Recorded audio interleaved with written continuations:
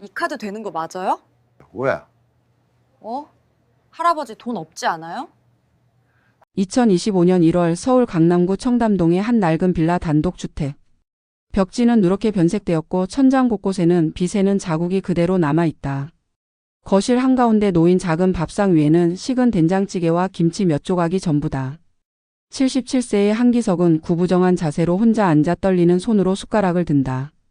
그의 손등에는 노인성 반점이 가득하고 손가락 마디마다 관절염의 흔적이 선명하다. 밥상 옆 서랍장 위에는 낡은 액자 하나가 놓여 있다. 사진 속에는 젊은 시절의 부부가 활짝 웃고 있다. 남자는 멋진 양복을 입고 있고 여자는 화사한 한복 차림이다. 1970년대 스타일의 흑백 사진이지만 두 사람의 행복한 표정만은 색깔처럼 생생하다. 한기석은 사진을 물끄러미 바라보며 떨리는 손으로 액자를 쓰다듬는다.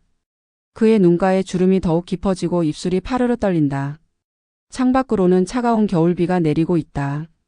빗소리가 조용한 집안을 더욱 적막하게 만든다. 한기석은 천천히 일어나 침실로 걸어간다. 무릎 관절에서 뚝뚝 소리가 난다. 침실 옷장 깊숙한 곳에서 그는 오래된 수첩 하나를 꺼낸다. 수첩을 펼치자 아내의 필체가 나타난다. 거기에는 이렇게 적혀 있다. 생일 소원 남편이 직접 골라준 명품 스카프를 목에 두르고 싶어요. 그 밑에는 날짜가 적혀 있다. 2024년 1월 15일. 바로 1년 전 아내가 세상을 떠나기 직전에 쓴 글이다. 한기석의 손이 심하게 떨린다. 그는 수첩을 가슴에 꼭 안고 한참을 서 있다. 눈물이 주름진 볼을 타고 흘러내린다. 아내는 결국 그 스카프를 받지 못했다. 암투병 끝에 병원 침대에서 조용히 눈을 감았다. 장례식도 소박했다. 친척들도 거의 오지 않았다. 한기석은 혼자였다. 그렇게 1년이 흘렀다. 그는 매일 아내의 사진 앞에 앉아 밥을 먹었고 매일 밤 그녀의 목소리를 떠올렸다. 그리고 오늘 아내의 첫 번째 기일이다. 한기석은 결심한다. 비록 늦었지만 약속을 지키기로. 아내가 원했던 그 명품 스카프를 사서 묘지에 가져다 주기로. 그는 옷장에서 30년은 입었을 법한 낡은 베이지색 점퍼를 꺼낸다. 소매는 해지고 지퍼는 녹이 슬었다. 하지만 이것이 그가 가진 가장 따뜻한 옷이다. 그는 점퍼를 입고 낡은 검정 가방을 챙긴다. 가방 안에는 은행 통장과 현금이 들어있다. 평생 모은 돈의 일부다. 거울 앞에 선 한기석의 모습은 초라하기 짝이 없다. 흰머리는 듬성듬성하고 얼굴에는 주름이 가득하다.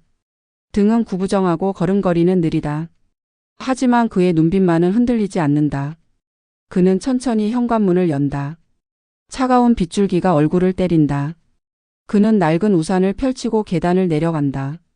목적지는 강남에서 가장 크고 화려한 백화점 프레스티지 타워다. 그곳 명품관에 아내가 생전에 카탈로그로 보며 좋아했던 스카프 브랜드가 있다. 한기석은 버스 정류장에 선다. 비에 젖은 그의 모습을 사람들은 힐끔거리며 지나친다. 누군가는 코를 막는다. 누군가는 자리를 피한다. 하지만 그는 신경 쓰지 않는다. 그저 묵묵히 버스를 기다린다. 77년 인생 동안 그는 수없이 무시당했다. 하지만 오늘만큼은 반드시 약속을 지킬 것이다. 아내를 위해. 사랑했던 여인을 위해. 비가 더욱 거세게 내린다. 프레스티지 타워 백화점 앞. 강남의 심장부에 위치한 이곳은 32층 높이의 유리 건물로 외벽 전체가 명품 브랜드의 거대한 로고로 뒤덮여 있다. 정문 앞에는 붉은 카펫이 깔려 있고 제복을 입은 도어맨들이 손님을 맞이한다. 리무진과 수입차들이 끊임없이 들어오고 모피 코트를 입은 여성들과 명품 정장을 입은 남성들이 우아하게 입장한다. 이곳은 서울에서 가장 비싸고 가장 고급스러운 쇼핑의 성지다. 한기석이 버스에서 내려 백화점 앞에 선다. 그의 낡은 점퍼는 비에 흠뻑 젖어 있고 바지는 진흙이 튀었다. 낡은 검정 운동화는 밑창이 닳아 거의 구멍이 날 지경이다. 그는 우산을 접고 정문으로 걸어간다. 하지만 도어맨이 재빨리 그의 앞을 막는다. 30대 초반으로 보이는 도어맨 김성우는 한기석을 위아래로 훑어보더니 손을 내저으며 반대편을 가리킨다. 표정에는 명확한 거부감이 드러난다. 김성우는 한기석에게 이 백화점은 고급 쇼핑몰이며 휴게시설을 찾는다면 지하 1층 공용 화장실 쪽으로 가라고 말한다. 목소리는 정중한 척하지만 그 속에는 노골적인 무시가 담겨 있다. 한기석은 조용히 대답한다. 자신은 물건을 사러 왔다고. 휴게실을 찾는 것이 아니라고. 김성우는 미심쩍은 눈으로 다시 한번 그를 훑어본다. 그리고는 어쩔 수 없다는 듯 한숨을 쉬며 비켜선다. 하지만 그의 눈빛은 분명히 말하고 있다. 넌 여기 올 사람이 아니야. 한기석은 회전문을 통과해 백화점 안으로 들어선다. 순간 다른 세계가 펼쳐진다. 천장에는 거대한 크리스탈 샹들리에가 걸려있고 바닥은 이탈리아산 대리석으로 반짝인다. 곳곳에 설치된 디지털 스크린에서는 최신 명품 광고가 재생되고 클래식 음악이 은은하게 흐른다. 1층 로비만 해도 축구장 크기다. 샤넬, 루이비통, 에르메스, 구찌. 세계적인 명품 브랜드들이 줄지어 매장을 열고 있다. 하지만 한기석이 들어서자 분위기가 미묘하게 변한다. 지나가던 쇼핑객들이 하나둘 그를 쳐다본다. 어떤 여성은 코를 찡그린다. 어떤 남성은 아내를 자신 쪽으로 끌어당긴다. 20대로 보이는 여성 2명이 킥킥거리며 속삭인다. 저 할아버지 왜 저래? 여기 노숙자 들어오나? 백화점 직원들도 슬쩍 눈치를 준다. 안내 데스크의 직원은 무전기에 대고 뭔가를 말한다. 의심스러운 인물이 1층에 있다고. 한기석은 이 모든 시선을 느낀다. 77년을 살며 이런 눈빛은 수도 없이 받았다. 하지만 그는 아랑곳하지 않는다. 그는 천천히 에스컬레이터를 타고 3층으로 올라간다. 명품 스카프 전문 매장이 있는 곳이다. 에스컬레이터를 타는 동안에도 사람들의 수군거림이 들린다. 뒤에 탄 40대 남성은 노골적으로 몇 걸음 뒤로 물러선다. 50대 여성은 명품 가방을 꼭 껴안는다. 마치 한기석이 소매치기라도 되는 것처럼. 3층에 도착하자 더욱 화려한 공간이 펼쳐진다. 이곳은 VIP 전용 명품관이다.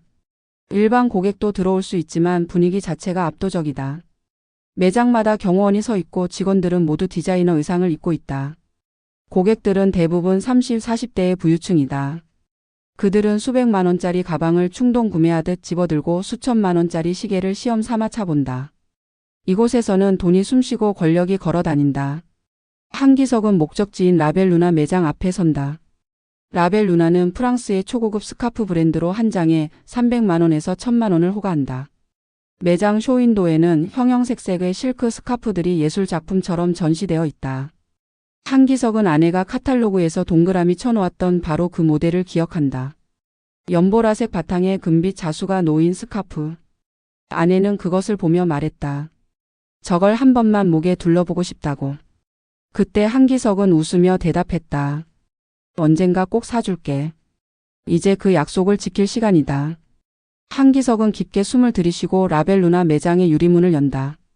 문이 열리자 센서가 작동하며 은은한 벨소리가 울린다. 매장 안은 고급스러운 향수 냄새로 가득하다. 하지만 그가 들어서자 그 모든 우아함이 순식간에 얼어붙는다. 지옥의 시작이었다. 라벨루나 매장 안. 백색과 금색으로 꾸며진 인테리어는 마치 프랑스 궁전을 옮겨놓은 듯 화려하다. 벽면에는 백라이팅이 설치되어 스카프들이 마치 보석처럼 빛난다. 유리 진열장마다 가격표가 붙어 있는데 가장 저렴한 것도 280만 원이다. 매장 중앙에는 VIP 고객을 위한 벨벳 소파와 샴페인 테이블이 준비되어 있다. 이곳은 단순히 물건을 파는 곳이 아니다. 부와 권력을 파는 곳이다. 매장 안에는 직원 2명이 있다. 한 명은 29세의 서유나 라벨루나 매장의 수석 판매사원이다. 그녀는 키 170cm의 날씬한 몸매에 완벽하게 차려입은 샤넬 트위드 재킷을 걸치고 있다. 머리는 한 올에 흐트러짐 없이 올린 신용 스타일이고 메이크업은 백화점 1층 화장품 매장 직원들도 감탄할 정도로 완벽하다. 그녀의 손목에는 까르띠에 시계가 목에는 티파니 목걸이가 빛난다. 연봉 8천만 원의 인센티브까지 합치면 억대 수입을 올리는 그녀는 스스로를 이 백화점의 여왕이라 생각한다. 또 다른 직원은 25세의 이민지 신입 판매사원이다. 그녀는 서유나를 롤모델로 삼고 있으며 언니의 모든 행동을 따라한다. 서유나가 무시하면 따라 무시하고 서유나가 비웃으면 따라 비웃는다. 그녀에게 이곳은 돈을 버는 곳이자 부자들을 관찰하며 신분 상승을 꿈꾸는 곳이다. 두 사람은 매장 안에서 한가롭게 재고 정리를 하던 중이었다. 한기석이 문을 열고 들어오는 순간 서유나의 얼굴이 굳는다. 그녀는 순간적으로 표정 관리에 실패한다. 눈썹이 찌푸려지고 입꼬리가 내려간다. 이민지도 깜짝 놀란 표정으로 한기석을 바라본다. 두 사람의 눈에 한기석은 명백한 이질적 존재다. 낡은 점퍼, 젖은 옷, 구부정한 자세, 주름진 얼굴. 이곳에 어울리지 않는 모든 요소를 갖춘 인물이다. 서윤아는 재빨리 표정을 수습하고 억지로 미소를 짓는다. 하지만 그 미소는 입술에만 걸려 있을 뿐 눈은 차갑기만 하다. 서윤아가 한기석에게 다가온다. 하지만 그녀는 평소 VIP 고객을 대할 때처럼 공손하게 인사하지 않는다. 그냥 서 있을 뿐이다. 팔짱을 끼고 턱을 약간 들어 올린 채. 그녀는 건조한 목소리로 묻는다. 무엇을 도와드릴까요? 말투는 존댓말이지만 억양에는 귀찮음이 묻어난다. 한기석은 조심스럽게 대답한다. 스카프를 하나 보고 싶다고. 선물용이라고. 서윤아의 눈빛이 더욱 차갑게 변한다. 선물용? 이 할아버지가 누구한테 300만 원짜리 스카프를 선물한다는 건가? 서윤아는 속으로 빠르게 계산한다. 이 노인은 분명히 구경만 하고 나갈 것이다. 아니면 가격을 듣고 놀라서 도망갈 것이다. 이런 손님들은 일주일에 한두 명씩 온다. 명품 백화점 구경하러 온 서민들. 그들은 가격표를 보고는 헛기침을 하며 다음에 온다고 말하고 나간다. 서윤아는 이런 손님들을 시간 낭비로 여긴다. 차라리 그 시간에 진짜 VIP 한 명을 더 응대하는 게 낫다. 그녀는 의도적으로 가장 비싼 스카프를 가리킨다. 신상품 라인의 리미티드 에디션, 가격 850만 원짜리다. 서윤아는 냉소적인 미소를 지으며 말한다. 이 제품은 850만 원이고 전 세계에 50개만 생산된 한정판이라고. 그러니 함부로 만지면 안 되고 구매 의사가 확실한 고객만 착용 테스트를 할 수 있다고. 그녀의 말투에는 분명한 메시지가 담겨 있다. 당신은 살 능력이 없으니 손대지 말라는 것. 한기석은 묵묵히 듣는다. 그는 850만 원이라는 가격에 전혀 놀라지 않는다. 그저 조용히 진열장을 둘러본다. 그의 시선이 한 스카프에 멈춘다. 연보라색 바탕의 금빛 자수. 바로 아내가 원했던 그것이다. 한기석이 조심스럽게 그 스카프를 가리킨다. 저것을 보고 싶다고. 서윤아의 얼굴에 짜증이 스친다. 그 제품은 320만 원짜리인데 이 노인이 그걸 살 리 없다. 하지만 그녀는 마지못해 진열장을 열고 스카프를 꺼낸다. 손에 든 순간 그녀의 태도가 더욱 건성이 된다. 스카프를 대충 펼쳐 보이며 프랑스산 실크의 수작업 자수라고 설명한다. 하지만 그 설명은 평소 VIP에게 하는 것과는 천지 차이다. VIP에게는 30분씩 애정을 담아 설명하지만 지금은 30초 만에 끝낸다. 한기석이 가격을 묻는다. 서윤아는 거의 한숨 섞인 목소리로 대답한다. 320만 원이라고. 그리고는 덧붙인다. 요즘 어르신들도 이런 명품 매장에 많이 오시는데 대부분 구경만 하고 가신다고. 가격이 부담스러우시면 지하 1층에 10만 원대 스카프도 있다고. 이민지가 옆에서 킥킥 웃음을 터뜨린다. 서윤아가 민지에게 눈빛을 보냈자 민지는 겨우 웃음을 참는다. 한기석은 그 모든 것을 느낀다. 무시, 조롱, 경멸. 하지만 그는 표정 하나 변하지 않는다. 그저 조용히 말한다. 이걸로 구매하겠다고. 서윤아의 얼굴에 당황이 스친다. 정말? 이 노인이 320만 원을 낸다고? 하지만 그녀는 여전히 믿지 않는다. 분명히 나중에 카드가 막히거나 현금이 모자라거나 아니면 갑자기 마음을 바꿀 것이다. 서윤아는 건성으로 대답한다. 네, 그럼 계산대로 모시겠다고. 하지만 그녀의 눈빛은 말한다. 어차피 안 살 거면서. 서윤아가 스카프를 들고 계산대로 향한다. 하지만 그녀의 걸음걸이에는 전혀 성의가 없다. 평소 VIP 고객을 모실 때는 공손하게 앞장서며 안내하지만 지금은 그냥 먼저 걸어갈 뿐이다. 한기석은 천천히 그녀를 따라간다.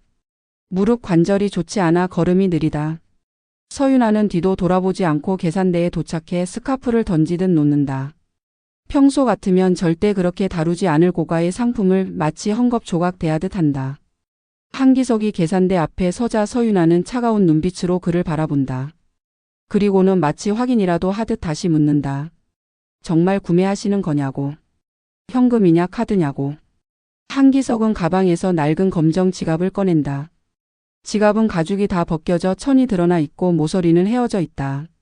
서윤아와 이민지가 그 지갑을 보며 눈빛을 교환한다. 두 사람의 눈에는 명백한 조롱이 담겨 있다. 저 지갑에 320만 원이 들어있을 리 없다는 확신. 한기석이 지갑을 열자 안에는 낡은 신용카드 몇 장과 만원권 지폐 몇 장이 보인다. 서윤아는 속으로 비웃는다. 역시나 이 노인은 돈이 없다. 그녀는 일부러 큰 목소리로 말한다. 총 금액이 320만 원인데 카드로 하시겠냐고. 목소리가 커진 이유는 의도적이다. 주변 매장 직원들과 지나가는 손님들이 듣도록. 한기석이 카드 한 장을 꺼내 건넨다. 낡은 신한카드 체크카드다. 표면이 긁혀있고 서명란의 글씨도 거의 지워져 있다. 서윤아는 카드를 집어들며 코웃음을 친다. 그리고는 이민지에게 눈빛을 보낸다. 이민지가 옆에서 속삭인다. 언니, 저 카드 한도 될까요? 서윤아가 크게 웃으며 대답한다. 글쎄, 해봐야 알지. 두 사람은 한기석이 바로 앞에 서 있는데도 아무렇지 않게 그를 조롱한다. 서윤아가 카드 단말기에 카드를 긁는다. 그리고는 일부러 느리게 화면을 바라본다. 승인 대기 중이라는 문구가 뜬다. 서윤아는 한숨을 쉬며 말한다. 시간이 좀 걸리네요, 어르신. 혹시 한도 부족하신 거 아니에요? 한기석은 조용히 기다린다. 그의 얼굴에는 여전히 표정 변화가 없다. 77년 인생 동안 이보다 더한 모욕도 겪어봤다. 가난하다고 늙었다고 쓸모없다고 무시당한 적이 한두 번이 아니다. 그는 이미 무감각해졌다. 아니, 무감각해지려 노력했다. 하지만 속으로는 분명히 아프다. 가슴 한구석이 쿡쿡 쑤신다. 단말기에서 삑 소리가 난다. 승인 완료. 서윤아의 얼굴에 당황이 스친다. 정말 승인이 됐다. 320만 원이. 서윤아는 믿을 수 없다는 표정으로 영수증을 프린트한다. 하지만 그녀는 여전히 태도를 바꾸지 않는다. 아니, 오히려 더 나빠진다. 그녀는 영수증을 한기석 앞에 던지듯 놓으며 말한다. 여기 서명하세요. 목소리에는 여전히 무시가 가득하다. 그리고는 이민지에게 작게 속삭인다. 어디서 돈을 구한 거래. 폐지 주워서 모았나. 이민지가 킥킥 웃는다. 두 사람의 웃음소리가 조용한 매장 안에 울려 퍼진다. 한기석이 떨리는 손으로 서명을 한다. 관절염 때문에 글씨가 삐뚤삐뚤하다. 서윤아는 그 모습을 보며 혀를 찬다. 그리고는 스카프를 포장하는 척도 하지 않고 그냥 쇼핑백에 넣어버린다. 평소 VIP 고객의 제품은 정성스럽게 리본으로 묶고 전용 박스에 넣어주지만 지금은 그냥 종이 쇼핑백에 구겨 넣다시피 한다. 한기석이 가방을 받아들고 돌아서는 순간 서윤아가 등 뒤에서 말한다. 다음부턴 어르신 수준에 맞는 매장에 가세요. 지하 1층이 훨씬 편하실 겁니다.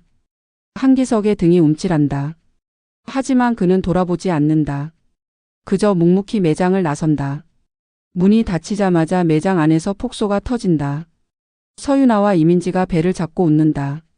서윤아가 말한다. 진짜 미쳤나봐. 저 나이에 320만 원 쓰다니. 자식들 용돈도 안 주면서. 이민지가 맞장구 친다. 언니, 근데 냄새 진짜 심했어요. 노인 냄새에 곰팡이 냄새까지. 옷도 30년은 입었을 것 같고. 서윤아가 손을 휘저으며 말한다. 나 진짜 손님 중에 저런 거지 할아버지는 처음이야. 다시는 오지 말아야 할 텐데. 두 사람의 대화는 계속된다. 그들은 한기석의 외모, 옷차림, 말투, 걸음걸이까지 하나하나 조롱한다. 서윤아는 휴대폰을 꺼내 단체 카톡방에 글을 올린다. 백화점 직원들끼리만 있는 비밀 채팅방이다. 오늘 미친 거지 할아버지 왔었음. 320만 원짜리 스카프 사감. 어디서 돈 구했대. 폐지 주워서 모았나. 곧 다른 직원들의 답장이 쏟아진다. 헐, 대박, 사진 찍었어. 나도 봤음. 진짜 냄새 심함. 경비가 쫓아냈어야 하는데. 한기석은 그 모든 것을 모른 채 에스컬레이터를 내려간다. 손에 든 쇼핑백이 무겁다. 아니, 마음이 무겁다. 320만 원. 그가 평생 모은 돈 중 큰 부분이다. 아내의 병원비로 거의 다 써버린 후 국민연금으로 조금씩 모았던 돈. 그 돈으로 오늘 약속을 지켰다. 하지만 왜 이렇게 마음이 아픈가? 그는 1층 로비 벤치에 앉아 쇼핑백을 열어본다. 안에는 연보라색 스카프가 들어있다. 아내가 원했던 것. 한기석은 스카프를 꺼내 얼굴에 대본다. 부드러운 실크의 촉감. 아내가 좋아했을 그 느낌. 그의 눈에서 눈물이 흐른다. 다음 날 오후 2시. 한기석은 다시 프레스티지 타워 백화점에 나타난다. 어제와 똑같은 낡은 점퍼, 똑같은 구부정한 걸음걸이. 그는 쇼핑백을 들고 있다. 어제 산 스카프가 들어있는 그 가방. 사실 그는 어제 집에 돌아가 스카프를 자세히 살펴봤다. 그런데 색상이 조금 달랐다. 아내가 원했던 것은 연보라의 금빛 자수였는데 받은 것은 연보라의 은빛 자수였다. 서윤아가 잘못 준 것이다.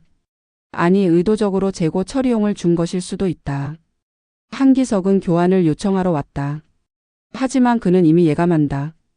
오늘도 좋은 대우를 받지 못하리라는 것을. 그는 3층 라벨루나 매장 앞에 선다. 매장 안을 들여다보니 어제와 같은 직원들이 보인다. 서윤아와 이민지. 두 사람은 다른 고객을 응대하고 있다. 40대로 보이는 여성 고객인데 명품 드레스를 입고 샤넬 가방을 들고 있다. 전형적인 VIP다. 서윤아는 그 고객 앞에서 180도 다른 사람이다. 공손하고 친절하며 미소가 끊이지 않는다. 한기석이 매장에 들어서자 서윤아의 미소가 사라진다. 그녀는 VIP 고객에게 잠시만 기다려달라고 정중히 말한 뒤 한기석에게 다가온다. 하지만 그녀의 얼굴에는 짜증이 가득하다. 또 왜 오셨냐는 듯한 표정. 한기석은 조심스럽게 쇼핑백을 내밀며 말한다. 어제 산 스카프가 잘못된 것 같다고. 색상이 다르다고. 서윤아는 가방을 받아들지도 않고 팔짱을 낀 채 묻는다. 뭐가 잘못됐다는 거냐고. 영수증은 있냐고. 목소리가 차갑다. 한기석이 주머니에서 영수증을 꺼낸다. 구겨진 영수증. 서윤아는 그것을 낚아채듯 받아들고 확인한다. 그리고는 코웃음을 친다. 영수증에는 분명히 연보라 마이너스 은색 자수라고 적혀 있다. 본인이 확인도 안 하고 샀으면서 이제 와서 교환을 요구하냐고 따진다. 한기석은 당황한다. 어제 서윤아가 제품을 보여줄 때 금색이라고 분명히 말했다. 하지만 영수증에는 은색으로 찍혀 있다. 서윤아가 의도적으로 잘못 입력한 것이다. 서윤아는 큰 소리로 말한다. 어르신, 구매 후 단순 변심은 교환이 안 됩니다. 여기 명품 매장이에요. 목소리가 커지자 매장 안팎의 시선이 집중된다. VIP 고객도 힐끔 쳐다본다. 다른 매장 직원들도 무슨 일인가 싶어 고개를 내민다. 한기석은 작은 목소리로 해명한다. 자신은 변심이 아니라 잘못 받은 것이라고. 어제 금색이라고 했다고. 서윤아는 단호하게 고개를 젓는다. 본인은 그런 말 한 적 없다고. 어르신이 잘못 들은 거라고. 노인이라 귀가 어두우신 것 아니냐고. 주변에서 키득거리는 소리가 들린다. 사람들이 하나둘 모여든다. 백화점에서 벌어지는 실랑이는 언제나 구경거리다. 한기석의 얼굴이 붉어진다. 평생 살면서 이렇게 많은 사람 앞에서 망신당해 본 적이 없다. 그는 떨리는 목소리로 다시 말한다. 교환이 안 되면 환불이라도 해달라고. 서윤아는 더욱 큰 목소리로 대답한다. 환불도 안 됩니다. 영수증에 명시되어 있잖아요. 구매 확정 후 반품 불가. 그녀는 일부러 주변 사람들이 들으라는 듯 말한다. 이민지가 옆에서 거든다. 어르신, 명품은 원래 그래요. 한번 사면 끝이에요. 동네 시장 아니에요. 두 직원의 말투는 점점 더 무례해진다. 한기석은 가슴이 답답해진다. 숨이 막힌다. 77세의 노인에게 이 상황은 너무 가혹하다. 주변 사람들의 시선, 직원들의 조롱, 자신의 무력함. 그는 한 걸음 뒤로 물러선다. 서윤아가 추격한다. 어르신, 다음부터는 잘 보고 사세요. 그리고 여기 같은 고급 매장은 어르신 수준에 안 맞아요. 그 순간 VIP 고객이 끼어든다. 여자는 서윤아에게 말한다. 직원분, 너무 심한 거 아니에요? 저 어르신이 불쌍하잖아요. 서윤아는 재빨리 태도를 바꾼다. 죄송합니다, 고객님. 하지만 저희도 규정이 있어서요. 이 어르신이 확인도 안 하고 사신 건데 저희가 어떻게 해드려야 할지. VIP 고객은 더 이상 말하지 않는다. 자신도 곤란해질까봐. 한기석은 그 모든 시선을 견디지 못하고 매장을 나선다. 쇼핑백을 들고 구부정한 등을 한 채. 복도를 걷는 그의 뒤에서 웃음소리가 들린다. 매장 직원들의 웃음, 구경꾼들의 수군거림. 누군가 속삭인다. 저 할아버지 불쌍하네. 또 누군가 말한다. 명품 매장에 왜 온 거야, 분수를 모르네.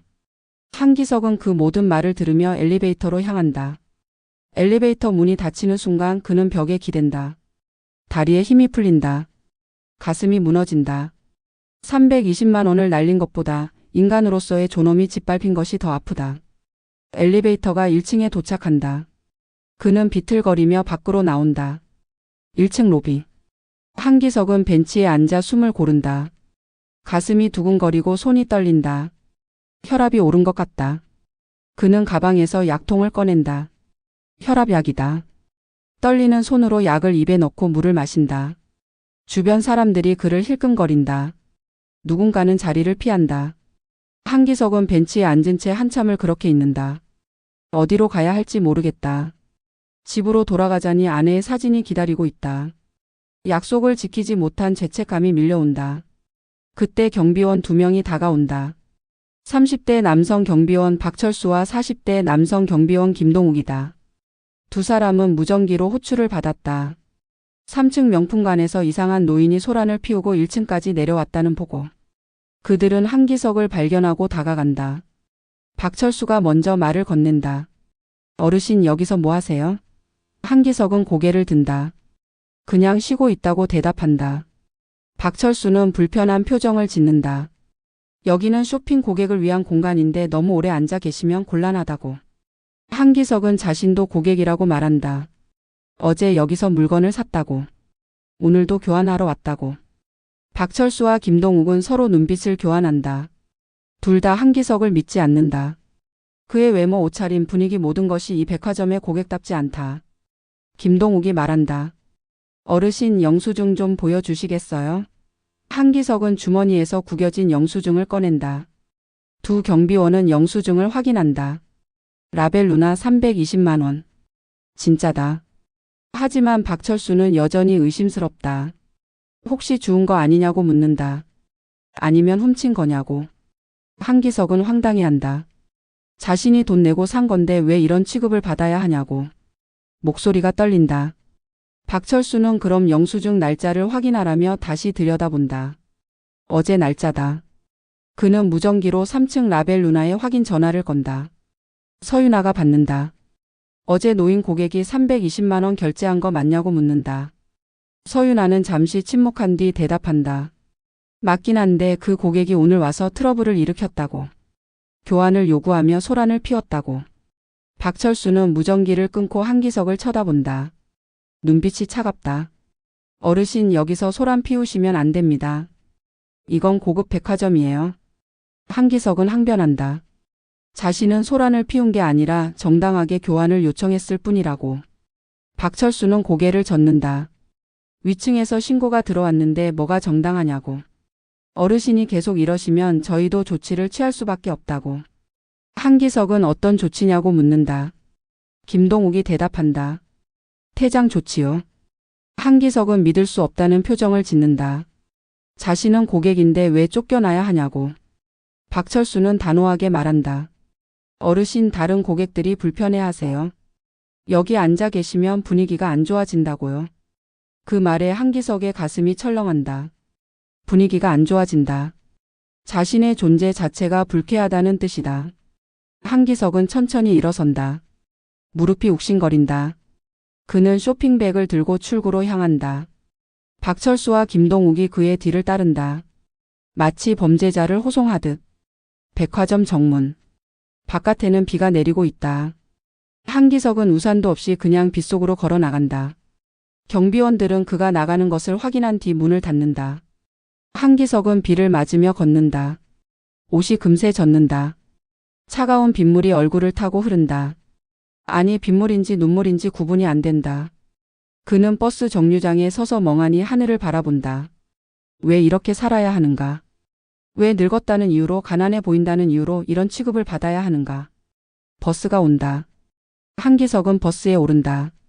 하지만 젖은 옷 때문에 승객들이 자리를 피한다. 한 여성은 노골적으로 코를 막는다. 한기석은 맨 뒤 구석자리에 앉는다. 버스가 출발한다. 창밖으로 프레스티지 타워 백화점이 점점 멀어진다. 저 화려한 건물 안에서 자신은 인간 취급도 받지 못했다. 320만 원을 쓰고도. 한기석은 쇼핑백을 무릎에 올려놓는다. 안에는 잘못된 스카프가 들어있다. 아내가 원했던 것이 아닌. 그는 눈을 감는다. 이제 어떻게 해야 하나. 같은 날 저녁 7시. 프레스티지 타워 백화점 지하 2층 직원 휴게실. 라벨 루나 매장에 서윤아와 이민지가 퇴근 후 커피를 마시며 쉬고 있다. 휴게실에는 다른 매장 직원들도 여럿 있다. 루이비통 매장의 최수진, 구찌 매장의 강민아, 에르메스 매장의 정혜림. 모두 20대 후반에서 30대 초반의 여성들이다. 그들은 백화점 명품관의 엘리트들이다. 연봉도 높고 외모도 뛰어나며 자신들이 특별하다고 믿는다. 서윤아가 오늘 있었던 일을 자랑스럽게 늘어놓는다. 어제 거지 같은 할아버지가 320만 원짜리 스카프를 샀는데 오늘 와서 교환하겠다고 떼를 썼다고. 자기가 단호하게 거절했더니 쫓겨났다고.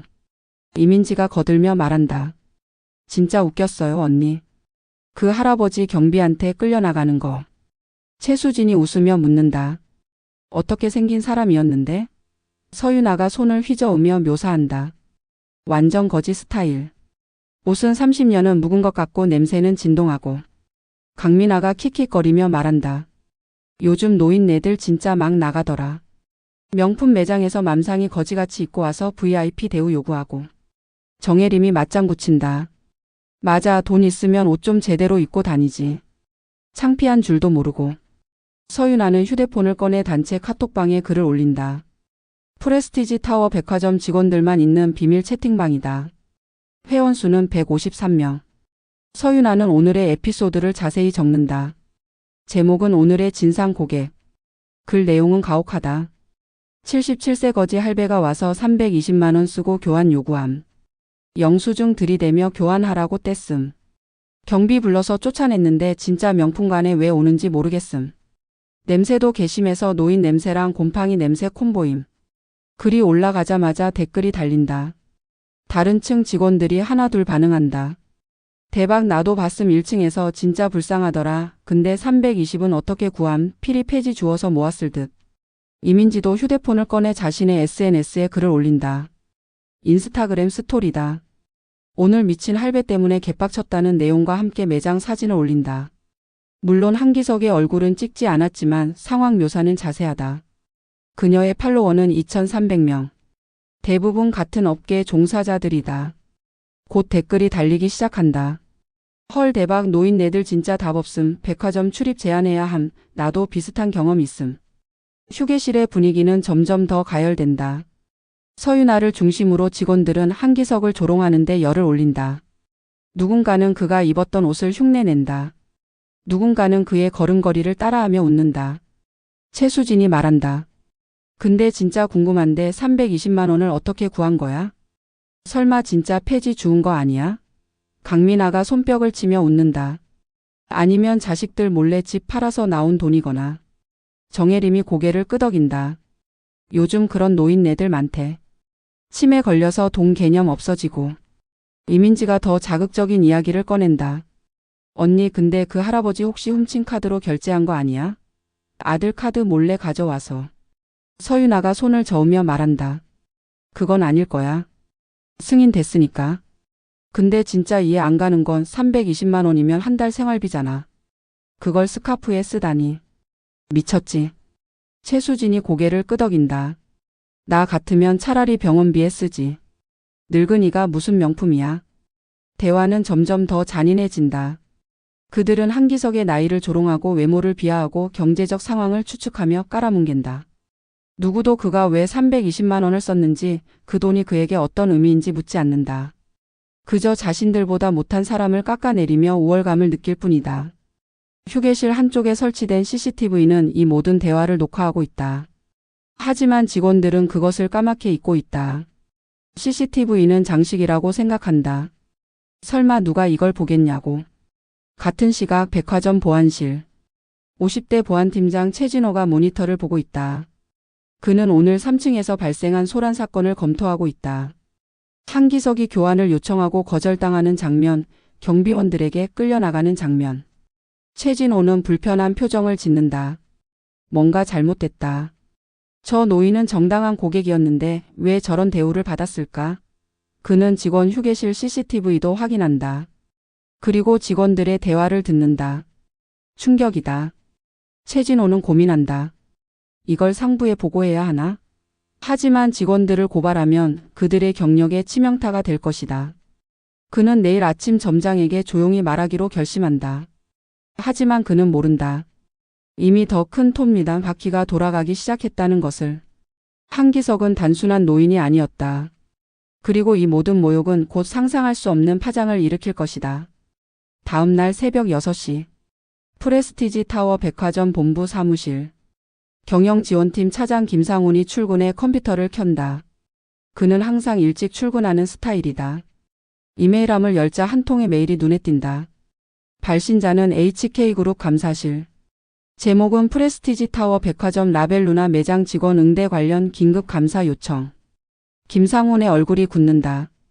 HK그룹. 그것은 프레스티지 타워 백화점을 소유한 모기업이다. 한국 10대 그룹 중 하나이며 유통, 건설, 금융, IT를 아우르는 거대 기업이다. 김상훈은 떨리는 손으로 메일을 연다. 내용은 간결하지만 무겁다. 2025년 1월 14일부터 15일까지 기 백화점 3층 라벨루나 매장에서 발생한 고객 응대 사건에 대해 감사를 진행하고자 합니다. 해당 매장의 모든 CCTV 영상과 직원 근무 기록, 고객 거래 내역을 오늘 오전 10시까지 본 그룹 감사실로 제출 바랍니다. 지연 시 중대한 책임을 물을 수 있음을 알려드립니다. HK그룹 감사실장 박민수. 김상훈은 식은땀을 흘린다. 감사실이 움직였다는 것은 심각한 문제가 발생했다는 의미다. 그것도 회장 직속 기관인 감사실이. 그는 즉시 백화점 점장 이정석에게 전화를 건다. 새벽 6시지만 이런 건 기다릴 수 없다. 이정석은 잠에 취한 목소리로 전화를 받는다. 김상훈이 다급하게 상황을 설명한다. HK그룹 감사실에서 메일이 왔다고. 라벨루나 매장 건으로. 이정석의 목소리가 확 깨어난다. 뭐? 감사실이? 이정석은 즉시 백화점으로 향한다. 그는 차 안에서 계속 생각한다. 라벨루나 매장에서 무슨 일이 있었지? 며칠 전 경비 보고서가 떠오른다. 노인 고객 관련 소란. 하지만 그건 그냥 일상적인 트러블 아니었나? 왜 감사실까지 나선 거지? 그는 불안하다. HK그룹 감사실이 움직이면 반드시 누군가 잘린다. 그것도 가차없이. 오전 7시 30분. 백화점 점장실. 이정석과 김상훈 그리고 보안팀장 최진호가 모여 긴급회의를 한다. 최진호가 지난 이틀간의 CCTV 영상을 재생한다. 첫째 날 한기석이 매장에 들어와 스카프를 구매하는 장면. 서윤아의 무례한 태도가 고스란히 담겨 있다. 둘째 날 한기석이 교환을 요청하고 공개적으로 모욕당하는 장면. 경비원들에게 끌려나가는 장면. 그리고 결정타 직원 휴게실에서 직원들이 한기석을 조롱하는 장면. 음성까지 선명하게 녹음되어 있다. 이정석의 얼굴이 창백해진다. 이건 재앙이다. 김상훈이 떨리는 목소리로 묻는다. 점장님, 이거 어떻게 해야 합니까? 이정석은 고민한다. 일단 감사실에 자료를 보내야 한다. 거부하면 더 큰 문제가 된다. 하지만 이 영상이 올라가면 서윤아를 포함한 모든 관련 직원들이 징계를 받을 것이다. 어쩌면 해고까지. 그는 머리를 감싸쥔다. 왜 하필 이 타이밍에? 최진호가 조심스럽게 말한다. 점장님, 제가 어제 이 상황을 보고 불편함을 느꼈었습니다. 오늘 아침 보고하려고 했었는데. 이정석이 고개를 끄덕인다. 이미 늦었다. 감사실이 먼저 움직였다는 건 누군가 고발했다는 의미다. 그런데 누가? 저 노인이 직접? 77세 노인이 HK그룹 감사실에 어떻게 접근한 거지? 이정석은 뭔가 심상치 않음을 느낀다. 이 사건은 단순한 고객 불만이 아니다. 오전 9시. 김상훈은 모든 자료를 USB에 담아 감사실로 전송한다. CCTV 영상 23개 파일, 직원 근무 기록, 고객 거래 내역. 전송 버튼을 누르는 그의 손이 떨린다. 이정석은 서윤아를 긴급 소환한다. 서윤아는 아무것도 모른 채 점장실로 들어온다. 그녀는 여전히 자신감 넘치는 표정이다. 불러주셔서 감사합니다, 점장님. 무슨 일이신가요? 이정석은 차갑게 말한다. 앉아보세요. 서윤아, 당신 며칠 전에 노인 고객 응대한 거 기억하죠? 서윤아의 얼굴이 미묘하게 변한다. 아, 그 할아버지요? 네, 기억합니다. 교환 요청하셨는데 규정상 불가해서 거절했습니다. 이정석이 컴퓨터 화면을 돌린다. CCTV 영상이 재생된다. 서윤아의 표정, 말투, 태도가 적나라하게 드러난다. 그리고 휴게실 영상. 그녀가 한기석을 조롱하는 장면. 서윤아의 얼굴이 새하얗게 변한다. 입술이 파르르 떨린다. 점장님 이건.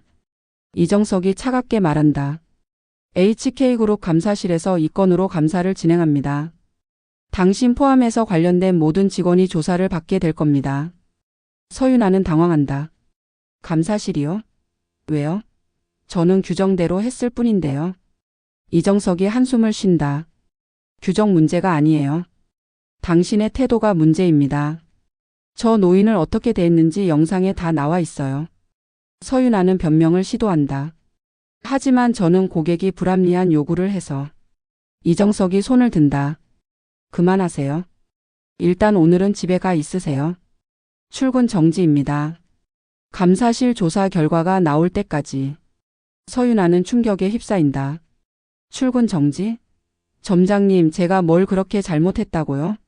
이정석은 대답하지 않는다. 서윤아는 떨리는 다리로 점장실을 나선다. 복도를 걷는 그녀의 머릿속은 하얗다. 감사실 조사. 출근 정지. 이게 대체 무슨 일이지? 그냥 노인 한 명 응대했을 뿐인데. 같은 시각 서울 청담동 HK그룹 본사 회장실. 77세의 한기석이 거대한 집무실 의자에 앉아 있다. 그는 더 이상 낡은 점퍼를 입고 있지 않다. 완벽하게 재단된 이탈리아산 맞춤 정장, 에르메스 넥타이, 롤렉스 시계. 그의 뒤로는 거대한 유리창 너머로 서울 시내가 한눈에 내려다 보인다. 책상 위에는 태블릿이 놓여 있고 화면에는 프레스티지 타워 백화점의 CCTV 영상이 재생되고 있다. 그는 조용히 영상을 본다. 자신이 모욕당하는 장면을. 표정은 무덤덤하다. 77년을 살며 익숙해진 표정이다. 비서가 노크 후 들어온다. 40대 여성 김비서다. 그녀는 공손하게 말한다. 회장님, 프레스티지 백화점에서 자료 전송이 완료됐습니다. 한기석이 고개를 끄덕인다. 수고했네. 김비서가 조심스럽게 묻는다. 회장님, 정말 직접 가실 겁니까? 그냥 감사실에 맡기시면. 한기석이 미소 짓는다. 아니야. 이건 내가 직접 해야 해. 사람들이 알아야 하거든. 옷이 사람을 만드는 게 아니라는 걸. 김비서는 더 이상 말하지 않는다. 회장의 결심을 알기 때문이다.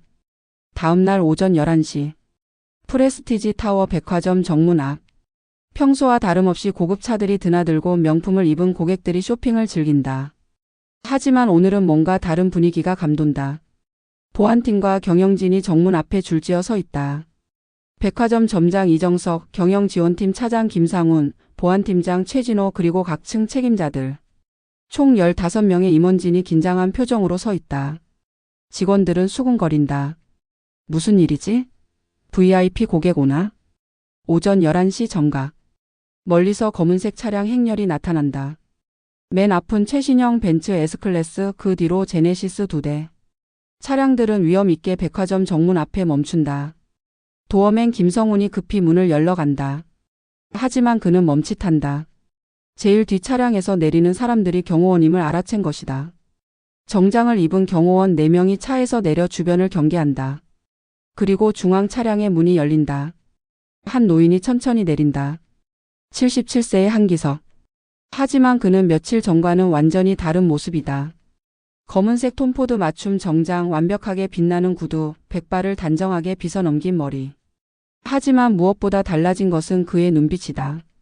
며칠 전 무시당하던 그 흐릿한 눈빛이 아니다. 날카롭고 권위적인 수십 년간 기업을 경영해온 사람의 눈빛이다. 그의 옆으로 김비서가 서고 뒤로는 HK그룹 감사실 직원 3명이 따른다. 이정석의 얼굴이 새하얗게 변한다. 그는 한기석의 얼굴을 본 순간 깨닫는다. CCTV에서 봤던 그 노인. 하지만 저 사람이 대체 누구기에 이런 대접을? 김상훈이 속삭인다. 점장님, 저분이 혹시? 이정석은 대답할 수 없다. 다리가 후들거린다. 한기석이 천천히 그들에게 다가온다. 경호원들이 좌우를 호위한다. 이정석과 임원진은 본능적으로 허리를 숙인다. 90도로. 그들은 아직 한기석이 누군지 정확히 모른다. 하지만 이 위압감, 이 경호 수준은 보통 사람이 아니다. 김비서가 앞으로 나서며 말한다. 프레스티지 백화점 점장님이 이정석 점장님 맞으십니까? 이정석이 떨리는 목소리로 대답한다. 네, 맞습니다. 김비서가 냉정하게 말한다. HK그룹 한기석 회장님이십니다. 인사 올리십시오. 그 말이 떨어지는 순간 백화점 입구는 정적에 휩싸인다. 한기석 회장, HK그룹 회장, 한국 10대 그룹 중 하나인 HK그룹의 창업주이자 현 회장, 자산 15조 원, 대한민국에서 가장 영향력 있는 기업인 중 한 명. 이정석의 다리가 풀린다. 옆에 김상우는 얼굴이 새빨개진다. 최진호는 식은땀을 흘린다. 그들은 며칠 전 저 사람을 어떻게 대했는가? 무시했다. 조롱했다. 쫓아냈다. 대한민국 최고의 부자 중 한 명을, 이 백화점 건물주인 HK그룹의 수장을. 이정석은 목소리가 나오지 않는다. 그저 더 깊이 허리를 숙일 뿐이다. 한기석은 그들을 가만히 내려다본다. 그의 눈빛은 차갑다. 한기석이 입을 연다. 목소리는 조용하지만 무게감이 있다.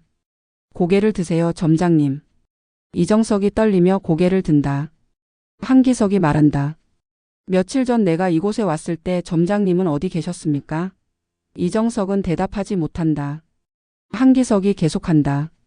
내가 고객으로서 이 백화점에서 어떤 대우를 받았는지 알고 계십니까? 이정석이 간신히 입을 연다. 송구스럽습니다, 회장님. 저희가 회장님을 알아보지 못했습니다. 한기석의 눈빛이 더욱 차가워진다. 알아보지 못한 게 문제가 아닙니다, 점장님. 내가 회장이든 일반 시민이든 77세 노인이든 고객은 고객입니다. 하지만 당신의 직원들은 나를 고객으로 대하지 않았습니다. 인간으로도 대하지 않았습니다. 이정석은 말문이 막힌다. 한기석이 백화점 안으로 걸어 들어간다. 임원진은 뒤를 따른다. 정문을 통과하는 순간 1층 로비의 모든 직원과 고객이 얼어붙는다. 한기석은 천천히 로비를 가로지른다. 그가 며칠 전 앉았던 벤치 앞에서 멈춘다. 경비원 박철수와 김동욱이 저 멀리 서 있다가 한기석을 보는 순간 안색이 변한다. 그들도 깨닫는다. 저 노인이 누구인지. 한기석이 그들을 쳐다본다. 두 경비원은 동시에 허리를 숙인다. 한기석은 아무 말 없이 에스컬레이터로 향한다. 3층으로. 라벨루나 매장으로. 3층 명품관. 한기석과 그의 일행이 에스컬레이터에서 내리는 순간 모든 매장 직원이 일제히 고개를 숙인다. 소문은 이미 퍼졌다. HK그룹 회장이 백화점에 왔다고. 그것도 직접 방문했다고. 직원들은 본능적으로 긴장한다. 회장이 백화점에 오는 경우는 두 가지뿐이다. 특별한 포상이 있거나 특별한 징계가 있거나. 그리고 지금 분위기는 명백히 후자다. 라벨루나 매장 앞. 서윤아는 오늘 출근하지 않았다. 출근 정지 명령을 받았기 때문이다. 하지만 이민지를 포함한 다른 직원 3명이 매장에 있다. 그들은 한기석의 일행이 다가오는 것을 보고 얼어붙는다. 이민지는 며칠 전 그 노인을 기억한다. 언니와 함께 조롱했던 그 할아버지. 하지만 지금 그 할아버지는 완전히 다른 사람이다. 한기석이 매장 앞에 멈춰 선다. 매장 안 직원들은 모두 입구로 나와 줄지어 선다. 이민지의 다리가 떨린다. 한기석은 그들을 하나하나 천천히 바라본다. 그리고는 조용히 묻는다. 서윤아 씨는 어디 있습니까? 이정석이 떨리는 목소리로 대답한다. 회장님, 어제 출근 정지 명령을 내렸습니다. 당연한 조치군요. 그럼 며칠 전 나와 함께 있었던 직원은 누구입니까? 이민지가 한 걸음 앞으로 떠밀려 나온다. 옆 직원이 슬쩍 밀었기 때문이다. 이민지는 고개를 숙인 채 떨린다. 한기석이 그녀를 바라본다. 당신이 나를 기억합니까? 이민지가 간신히 대답한다. 네, 회장님. 송구스럽습니다. 한기석이 묻는다. 당신은 내가 누군지 몰랐기 때문에 그렇게 대한 겁니까? 이민지는 대답하지 못한다. 한기석이 계속한다. 아니면 내가 회장이었어도 똑같이 대했을 겁니까? 이민지의 눈에서 눈물이 흐른다. 죄송합니다, 회장님. 정말 죄송합니다. 제가 잘못했습니다. 한기석은 표정 변화 없이 말한다. 당신의 사과는 받지 않겠습니다. 왜냐하면 당신은 나에게 사과하는 게 아니라 당신이 그동안 무시했던 모든 사람에게 사과해야 하기 때문입니다. 이민지는 고개를 더 깊이 숙인다. 한기석이 뒤를 돌아본다. 점장님, 이 매장은 오늘부터 일주일간 영업 정지입니다. 이정석이 깜짝 놀란다. 회장님, 일주일 영업 정지면 손실이 막대합니다. 한기석이 차갑게 말한다. 손실이 문제가 아닙니다. 이 매장에서 일어난 일이 문제입니다. 일주일간 폐쇄하고 그 기간 동안 모든 직원은 고객 응대 재교육을 받으십시오. 특히 서윤아 씨는 본사 윤리위원회로 소환하겠습니다. 이정석은 더 이상 반론하지 못한다. 한기석의 말은 명령이다. 거역할 수 없는. 한기석이 매장 안으로 들어간다. 며칠 전 자신이 서 있던 그 자리. 스카프를 보려다 무시당했던 그 자리. 그는 진열장 앞에 선다. 연보라색 스카프를 바라본다. 아내가 원했던 것. 그는 김비서에게 말한다.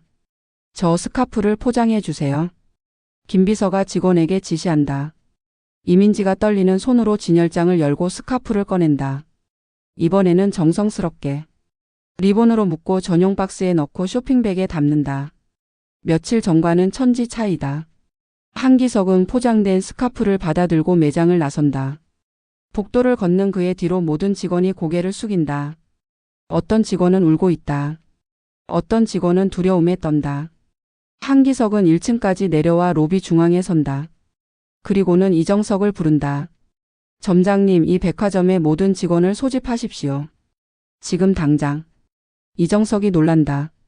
지금요? 전 직원을요? 한기석이 고개를 끄덕인다. 네, 모두 소집하세요. 내가 할 말이 있습니다.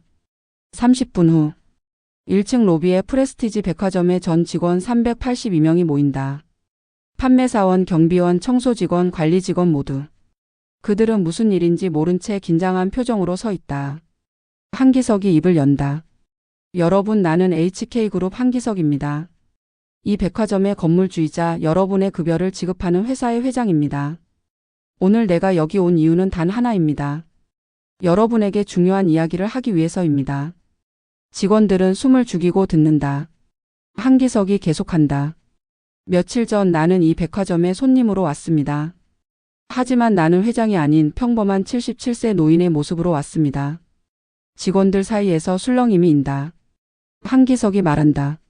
낡은 옷을 입고 구부정한 걸음으로 320만 원짜리 스카프를 사러 왔습니다. 돌아가신 아내에게 선물하기 위해서였습니다. 하지만 여러분의 동료들은 나를 어떻게 대했습니까? 무시했습니다. 조롱했습니다. 쫓아냈습니다. 인간 이하로 취급했습니다. 로비는 정적에 휩싸인다. 누군가 흐느끼는 소리가 들린다. 한기석이 목소리를 높인다. 내가 회장이라서 화가 난 게 아닙니다. 내가 인간으로서 존중받지 못했기 때문에 화가 난 겁니다. 여러분, 고객의 가치는 그가 입은 옷으로 결정되지 않습니다. 그가 든 가방으로, 그가 탄 차로, 그가 가진 돈으로 결정되지 않습니다. 모든 인간은 존엄합니다. 부자든 가난한 사람이든 젊은이든 노인이든. 그의 목소리에는 분노와 슬픔이 섞여 있다. 한기석이 스카프 상자를 들어 올린다. 이 스카프는 320만 원입니다. 나에게는 적은 돈이 아닙니다. 많은 사람에게도 적은 돈이 아닙니다. 나는 이 돈으로 아내와의 약속을 지키려 했습니다. 하지만 여러분의 직원들은 그 마음을 짓밟았습니다. 돈이 있느냐 없느냐로 사람을 판단했습니다.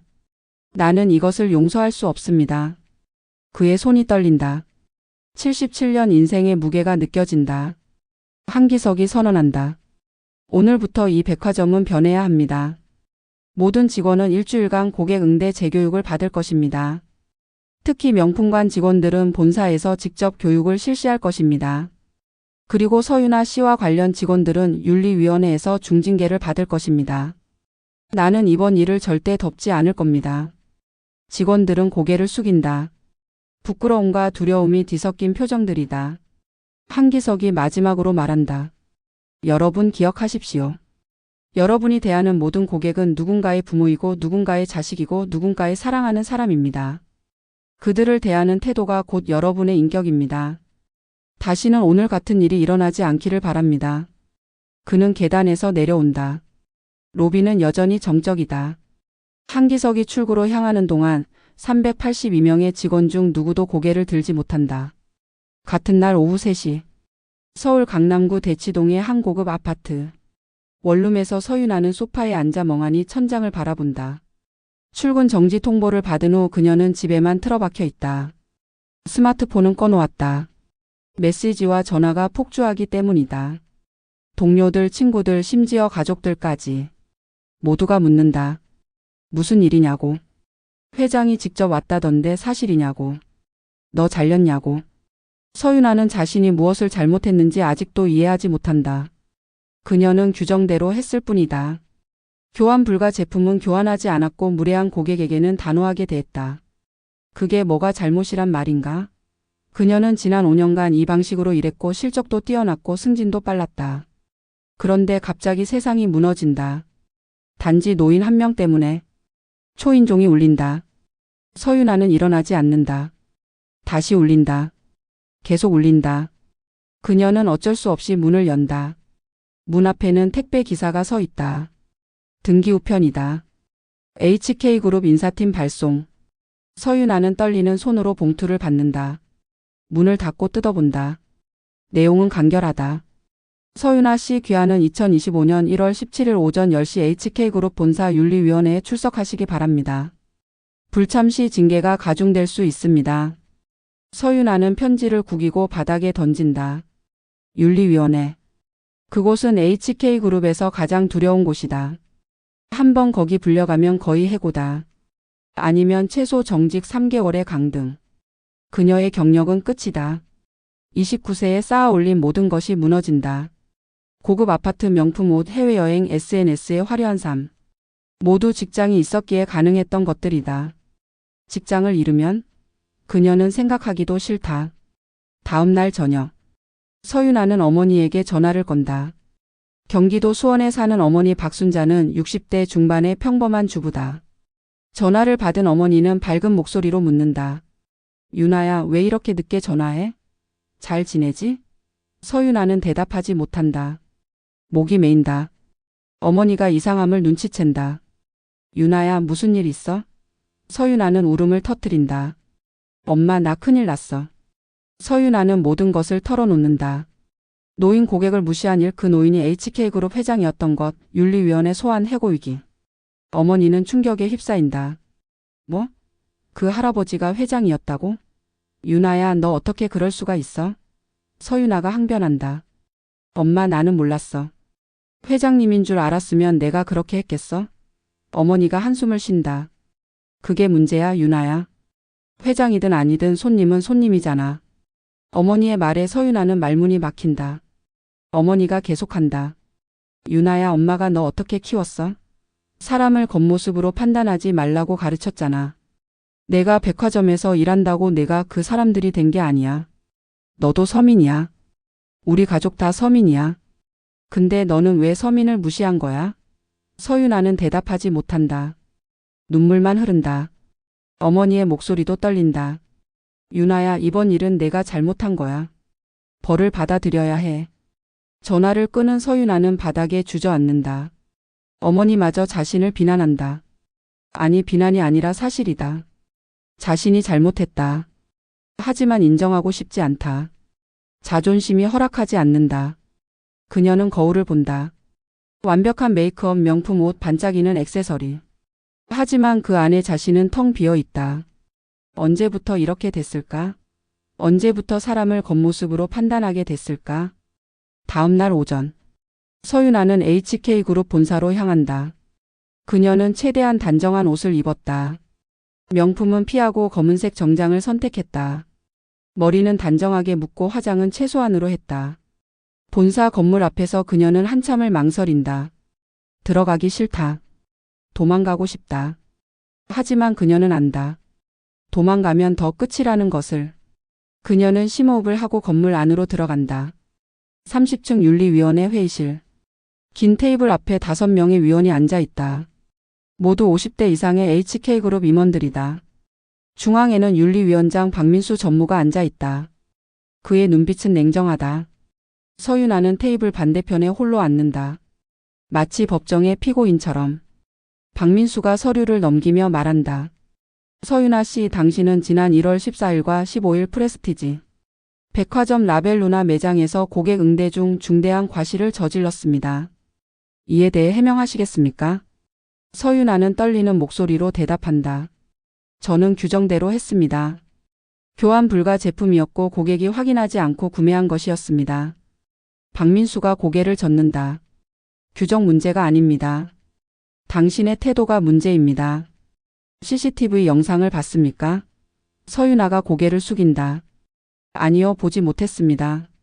박민수가 노트북을 돌린다. 화면에는 그날의 영상이 재생된다. 서윤아 자신이 한기석을 무시하는 장면, 조롱하는 장면, 휴게실에서 웃으며 욕하는 장면. 서윤아는 화면을 보며 식은땀을 흘린다. 자신의 모습이 끔찍하다. 표정, 말투, 태도 모든 것이. 영상 속의 자신은 오만하고 잔인하다. 마치 다른 사람 같다. 아니, 이게 진짜 자신이었다. 영상이 끝나고 박민수가 묻는다. 변명하시겠습니까? 서윤아는 고개를 젓는다. 변명의 여지가 없다. 박민수가 선언한다. 서윤아 씨, 당신은 HK그룹의 핵심 가치인 인간 존중을 위배했습니다. 따라서 정직 6개월과 강등 처분을 내립니다. 복직 후에도 재발 시 즉시 해고될 것입니다. 서윤아의 얼굴이 새하얗게 변한다. 정직 6개월. 무급이다. 6개월간 수입이 끊긴다. 그리고 강등. 수석 판매사원에서 일반 사원으로. 연봉은 반토막이다. 그녀는 고개를 숙인 채 회의실을 나온다. 복도를 걷는 그녀의 다리는 휘청거린다. 엘리베이터를 타고 1층으로 내려온다. 로비를 나서는 순간 그녀는 주저앉는다. 모든 것이 끝났다. 5년간 쌓아온 커리어, 자존심, 자만심 모두. 윤리위원회가 열린 다음 날 오전. 한국의 주요 언론사에 한 통의 보도자료가 배포된다. 발신처는 HK그룹 홍보팀. 제목은 HK그룹 한기석 회장, 프레스티지 백화점 직원 갑질 논란에 직접 대응. 보도자료에는 사건의 전말이 자세히 설명되어 있다. 한기석 회장이 평범한 노인으로 변장해 백화점을 방문했고 직원들에게 모욕당했으며 이에 전 직원 재교육과 관련 직원 징계를 단행했다는 내용이다. 오전 11시. 첫 기사가 터진다.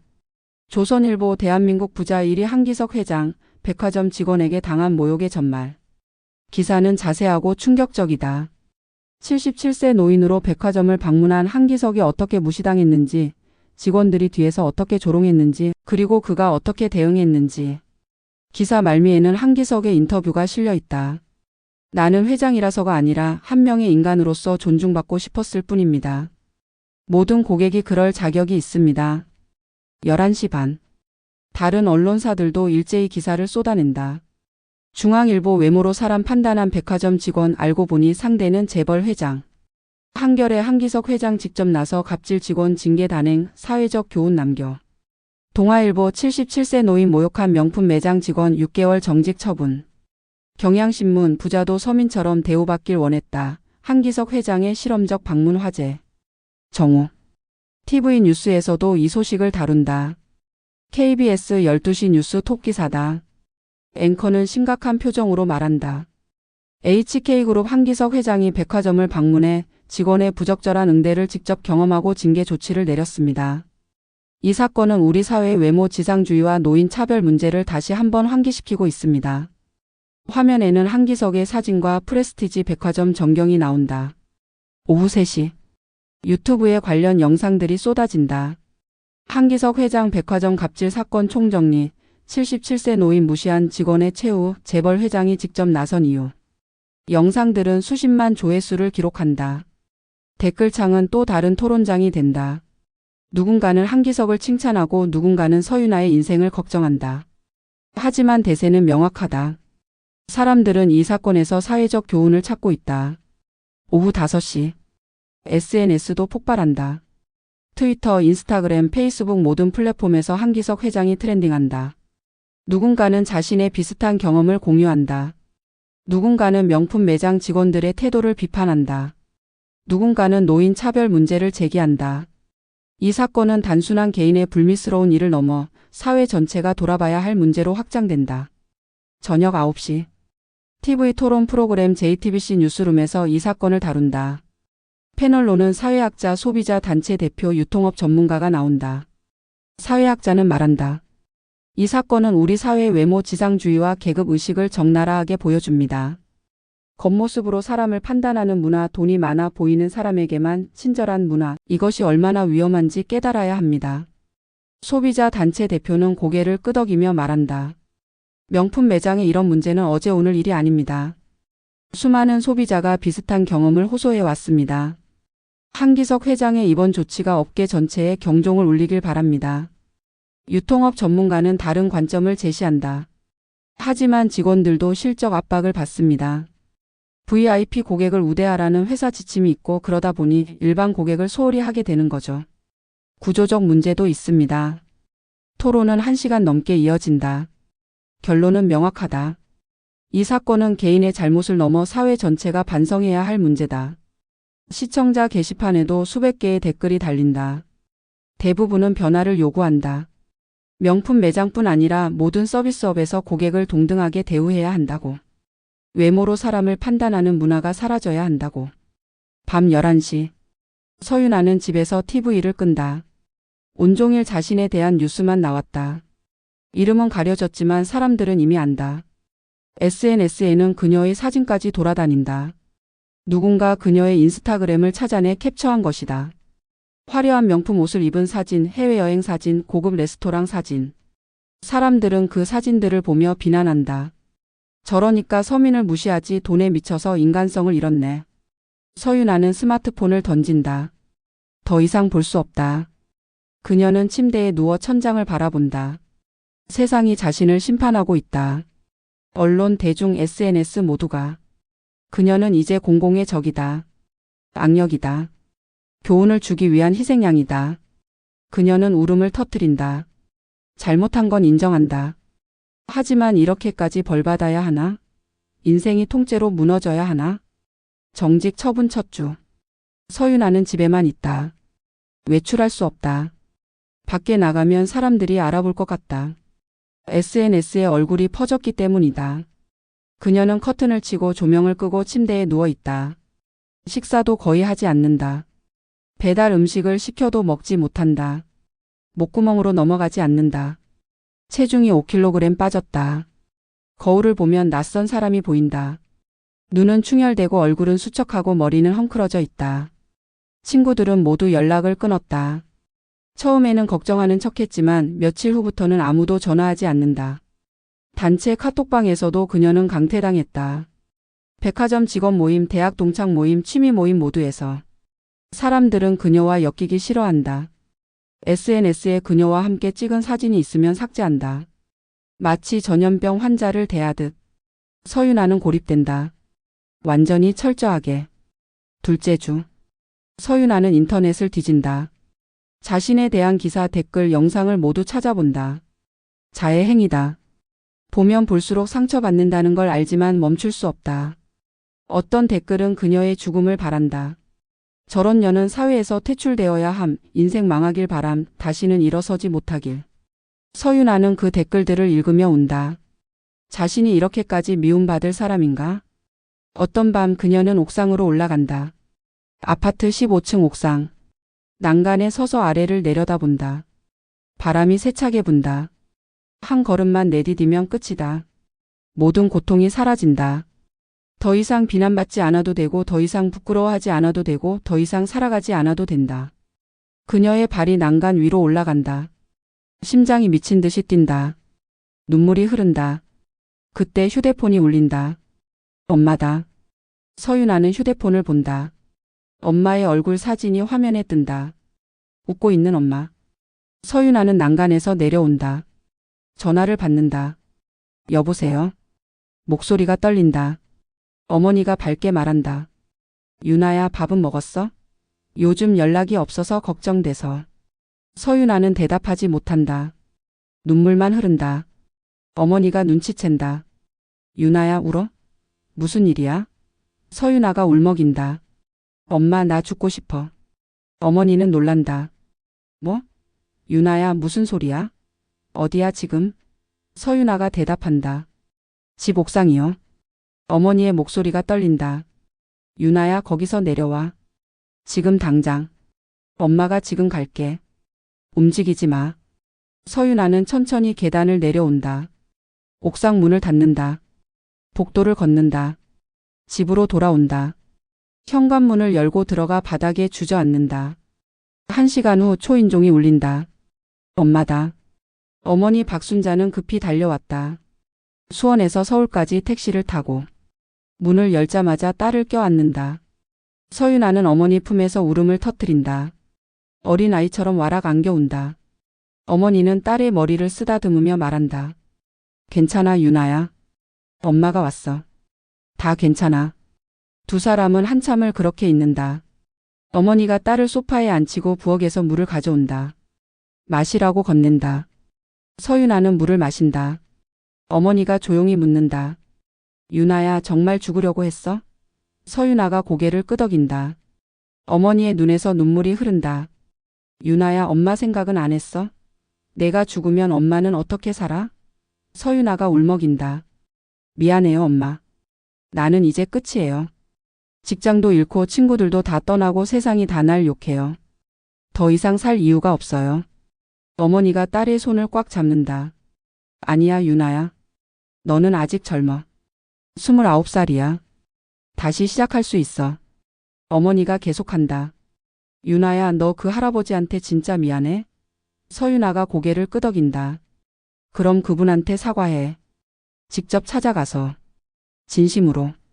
서윤아가 놀란다. 어떻게요? 회장님께 어떻게 찾아가요? 어머니가 말한다. 방법을 찾아. 편지라도 써. 무릎 꿇고라도 용서를 빌어. 그게 내가 할 수 있는 최선이야. 서윤아는 고민한다. 정말 그래야 할까? 하지만 어머니 말이 맞다. 도망가는 것보다는 낫다. 셋째 주. 서윤아는 편지를 쓰기 시작한다. HK그룹 한기석 회장님께. 첫 문장을 쓰고 찢는다. 다시 쓰고 또 찢는다. 어떻게 사과해야 할까? 무슨 말로 용서를 구해야 할까? 그녀는 밤새도록 편지를 쓴다. 수십 번을 고쳐 쓴다. 새벽 4시 마침내 완성된 편지. A4 용지 3장 분량. 그녀는 떨리는 손으로 편지를 읽어본다. 회장님, 저는 프레스티지 백화점 라벨루나 매장에서 근무했던 서윤아입니다. 먼저 회장님께 진심으로 사죄드립니다. 제가 회장님을 어떻게 대했는지, 얼마나 무례했는지 그 모든 것이 부끄럽고 죄송합니다. 저는 그날 회장님을 고객으로 보지 않았습니다. 인간으로도 보지 않았습니다. 단지 겉모습만 보고 판단했습니다. 그것이 얼마나 큰 잘못인지 이제야 깨달았습니다. 저는 5년간 명품 매장에서 일하며 스스로 특별하다고 착각했습니다. 돈 많은 고객들을 응대하며 제가 마치 그들과 같은 계급이라고 착각했습니다. 하지만 저는 그저 직원일 뿐이었습니다. 더 중요한 것은 저는 인간으로서의 기본을 잊었습니다. 모든 사람을 존중해야 한다는 겉모습이 아니라 마음을 봐야 한다는 그 당연한 진리를 잊고 살았습니다. 회장님, 저는 지금 정직 6개월 처분을 받았습니다. 세상의 모든 비난을 받고 있습니다. 친구들도 떠나고 사람들도 저를 손가락질합니다. 처음에는 억울했습니다. 너무 가혹하다고 생각했습니다. 하지만 이제 알겠습니다. 이것은 제가 받아야 할 벌입니다. 아니, 부족한 벌입니다. 제가 회장님께 그리고 그동안 제가 무시했던 모든 분들께 끼친 상처를 생각하면 이 정도는 아무것도 아닙니다. 회장님, 저는 다시 태어나고 싶습니다. 더 나은 사람이 되고 싶습니다. 6개월 후 복직하면 저는 모든 고객을 동등하게 대하겠습니다. 아니, 백화점을 그만두고 다른 일을 하더라도 저는 사람을 겉모습으로 판단하지 않겠습니다. 이번 일을 평생 잊지 않고 교훈으로 삼겠습니다. 회장님, 용서를 구하지는 않습니다. 제가 용서받을 자격이 없다는 걸 압니다. 다만 제 진심만은 받아주시길 바랍니다. 정말 죄송합니다. 서윤아 올림. 서윤아는 편지를 봉투에 넣는다. HK그룹 본사 주소를 적는다. 우체국에 가서 등기로 발송한다. 편지가 접수되는 순간 그녀는 홀가분함을 느낀다. 완전한 용서는 아니지만 적어도 자신이 할 수 있는 최선을 다했다. 이제 남은 건 기다림이다. 그리고 변화. 진짜 변화. 넷째 주. 서윤아는 집을 청소한다. 몇 주간 방치했던 집을 깨끗이 한다. 먼지를 닦고 바닥을 쓸고 빨래를 한다. 물리적 청소와 함께 마음도 정리된다. 그녀는 옷장을 연다. 명품 옷들이 가득하다. 샤넬, 구찌, 프라다. 한때는 자랑이었던 것들. 하지만 이제는 부끄럽다. 그녀는 옷들을 꺼내 박스에 담는다. 기부할 것이다. 자신에게 더 이상 어울리지 않는다. 5째 주. 서윤아는 봉사활동을 시작한다. 근처 노인복지관에 자원봉사 신청을 한다. 처음에는 떨렸다. 사람들이 자신을 알아볼까봐.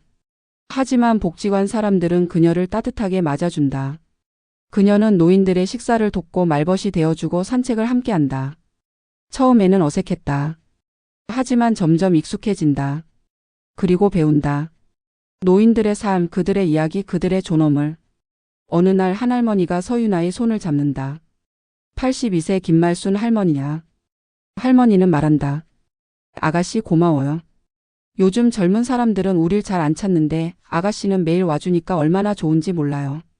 서윤아의 눈에 눈물이 맺힌다. 할머니, 제가 더 감사해요. 할머니 덕분에 제가 배우고 있어요. 할머니가 미소 짓는다. 뭘 배워?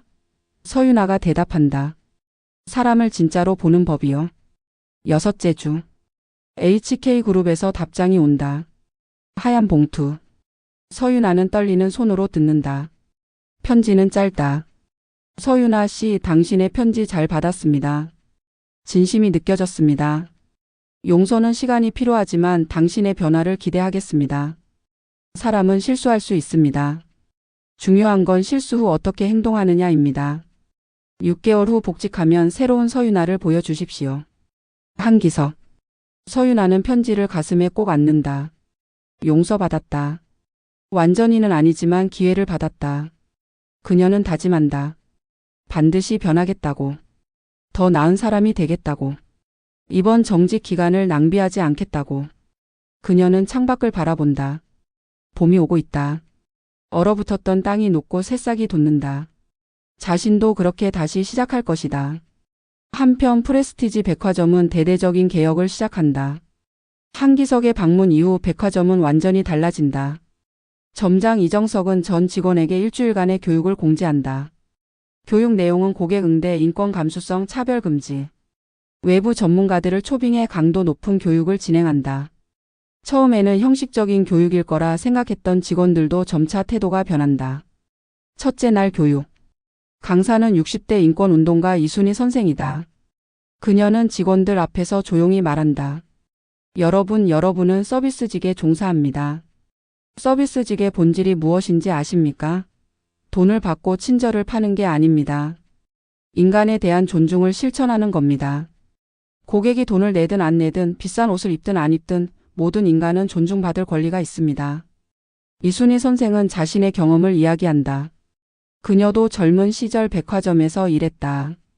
그때 한 노숙자가 백화점에 들어왔다. 다른 직원들은 그를 쫓아냈다. 하지만 이순희는 그에게 물을 건넸다.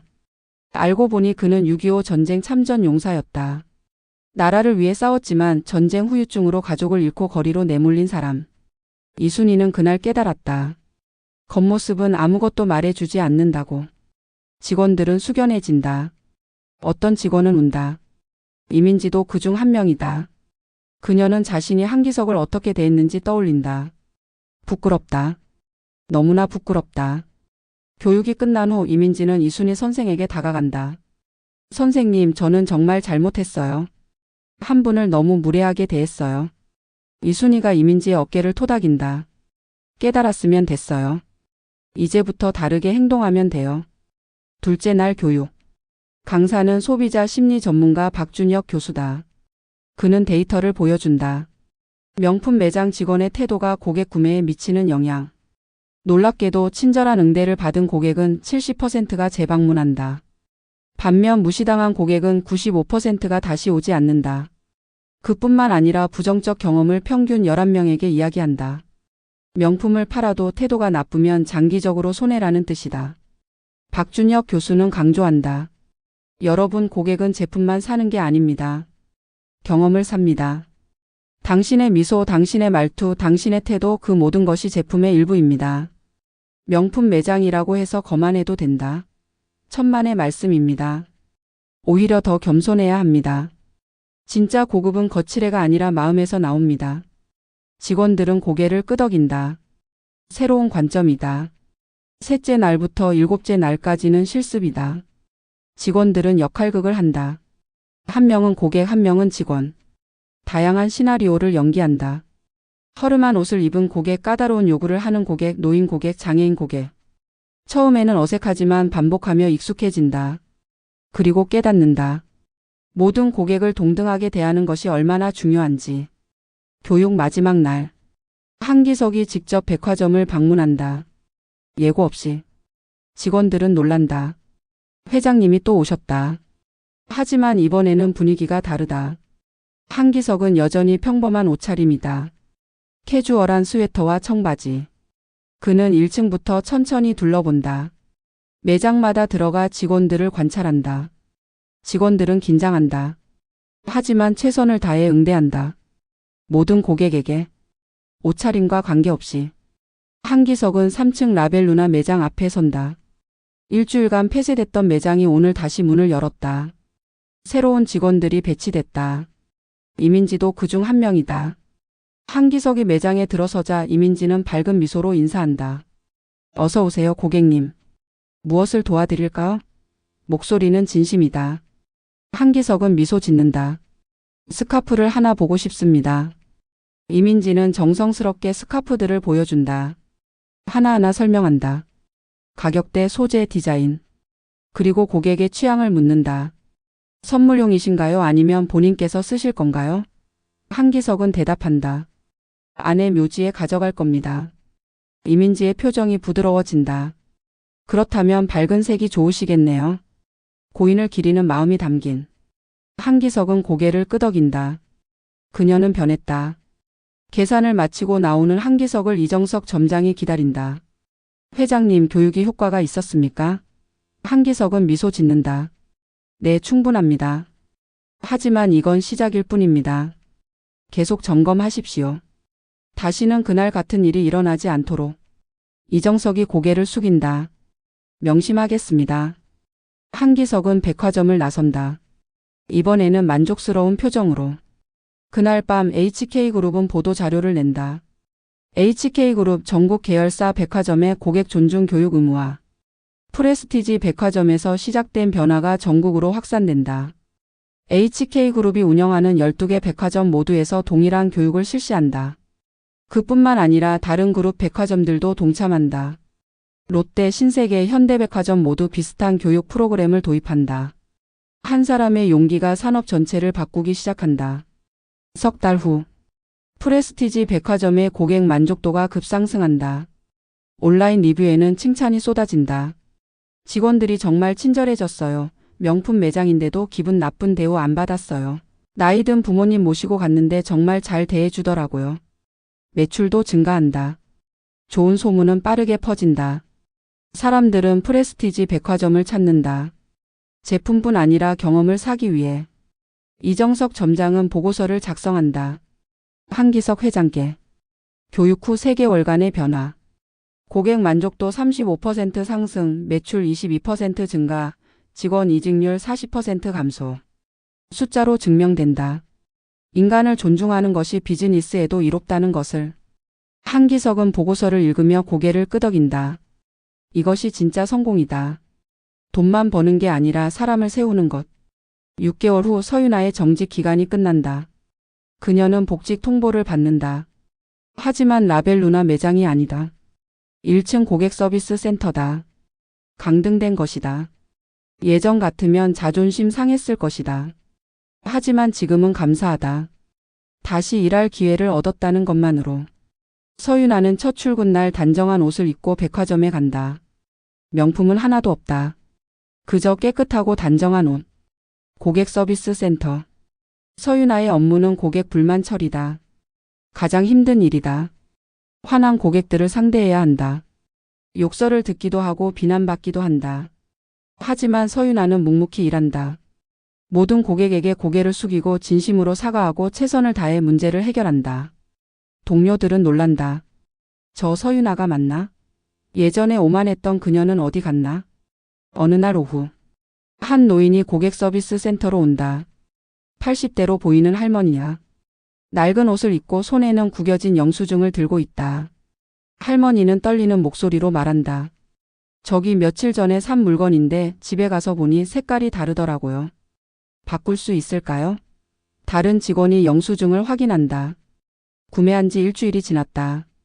교환 기한 초과다. 직원이 말한다. 죄송하지만 교환 기간이 지났습니다. 할머니의 얼굴이 어두워진다. 그럼 어떡하죠?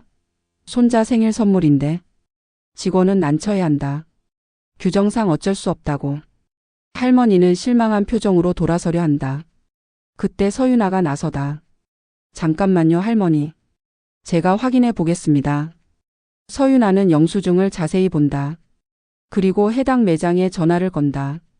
상황을 설명하고 예외적으로 교환을 요청한다. 매장 직원은 난색을 표한다. 하지만 서윤아는 설득한다. 서윤아는 할머니를 의자에 앉게 하고 직접 3층 매장으로 올라간다. 문제의 상품을 가지고. 매장 직원과 이야기하고 재고를 확인하고 올바른 상품을 가지고 내려온다. 할머니께 건네며 말한다. 할머니 바꿔드렸습니다. 손자분이 정말 좋아하실 거예요. 할머니의 눈에 눈물이 맺힌다. 아이고 고맙습니다. 정말 고맙습니다. 서윤아는 미소 짓는다. 천만에요 할머니. 좋은 하루 되세요. 그 모습을 누군가 지켜보고 있다. 한기석이다. 그는 오늘도 평범한 옷차림으로 백화점을 둘러보던 중이었다. 서윤아의 모습을 우연히 본 것이다. 그는 고객 서비스 센터로 천천히 걸어간다. 서윤아는 다음 고객을 응대하고 있다. 한기석이 그녀 앞에 선다. 서윤아는 고개를 들었다가 얼어붙는다. 회장님이다. 서윤아는 벌떡 일어난다. 회장님. 한기석이 조용히 말한다. 앉으세요, 서윤아 씨. 서윤아는 떨리며 앉는다. 한기석이 의자를 하나 가져와 그녀 앞에 앉는다. 둘 사이에 침묵이 흐른다. 서윤아는 고개를 숙인 채 말한다. 회장님 정말 죄송합니다. 그때 일. 평생 잊지 못할 겁니다. 한기석이 손을 든다. 그만하세요. 당신의 편지 받았습니다. 그리고 지금 당신의 모습도 봤습니다. 한기석이 계속한다. 방금 그 할머니를 도운 모습 진심이 느껴졌습니다. 당신은 변했습니다. 서윤아의 눈에 눈물이 고인다. 감사합니다, 회장님. 저는 정말 달라지고 싶었습니다. 제가 얼마나 잘못했는지 6개월 내내 생각했습니다. 한기석이 고개를 끄덕인다. 사람은 실수합니다. 중요한 건 그 후입니다. 당신은 잘하고 있습니다. 서윤아는 울음을 참으며 고개를 숙인다. 한기석이 일어서며 말한다. 서윤아 씨 계속 그렇게 하세요. 모든 고객을 진심으로 대하세요. 그것이 진짜 명품입니다. 서윤아가 고개를 끄덕인다. 명심하겠습니다, 회장님. 한기석은 미소 짓고 돌아선다. 서윤아는 그의 뒷모습을 바라보며 깊은 한숨을 쉰다. 용서받았다. 완전히는 아니지만 인정받았다. 이제 진짜 새로운 삶이 시작된다. 며칠 후 한기석은 아내의 묘지를 찾는다. 서울 근교의 조용한 공원 묘지. 그는 묘비 앞에 무릎을 꿇는다. 손에는 쇼핑백이 들려있다. 안에는 연보라색 스카프가 들어있다. 아내가 원했던 금빛 자수가 놓인 바로 그 스카프. 한기석은 스카프를 꺼내 묘비에 걸친다. 바람에 스카프가 살랑인다. 마치 아내가 웃는 것 같다. 한기석은 조용히 말한다. 여보 늦었지만 약속 지켰소. 당신이 원했던 스카프요.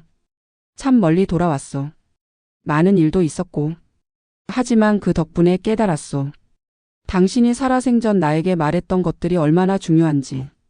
사람은 겉모습이 아니라고. 진심으로 대하라고.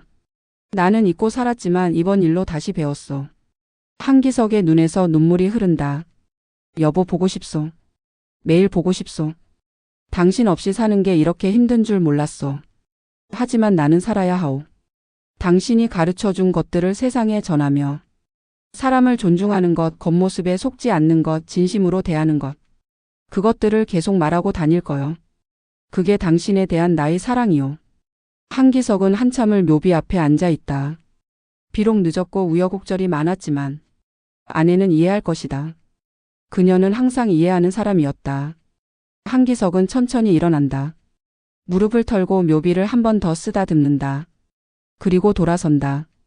차에 오르며 한기석은 비서에게 말한다. 다음 이사회 안건에 고객 인권 헌장 제정을 넣어주세요. HK그룹의 모든 계열사가 따를 원칙을 만들 겁니다. 김 비서가 대답한다. 알겠습니다, 회장님. 무엇을 중심으로 작성할까요? 한기석이 대답한다. 간단합니다. 모든 고객은 동등하다. 외모, 나이, 재산과 관계없이. 그것만 기억하면 됩니다. 그날 저녁. 한기석은 집에 돌아와 책상 서랍을 연다. 안에는 오래된 수첩이 있다. 아내가 남긴 것. 한기석은 수첩을 가슴에 꼭 안는다. 눈물이 흐른다. 하지만 이번에는 슬픈 눈물이 아니다. 감사의 눈물이다. 아내가 자신에게 남긴 가장 큰 선물. 그것은 명품 스카프가 아니었다. 바로 이 가르침이었다. 사람을 사랑하는 법. 존중하는 법.